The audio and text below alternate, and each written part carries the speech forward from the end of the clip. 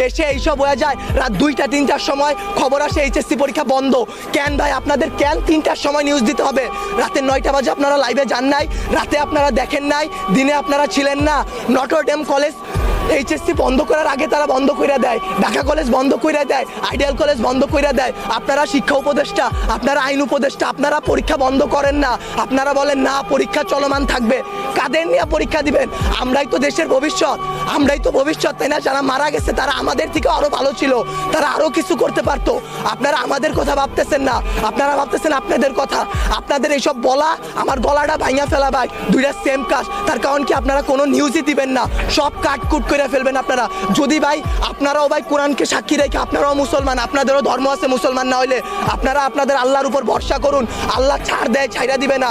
আজকে যেই বাচ্চাগুলো মারা গেছে তাদের বাপ মারা এখনো খায় নাই, তারা ভবিষ্যতে কোন দিন খাইতে পারবে তারা জানে না।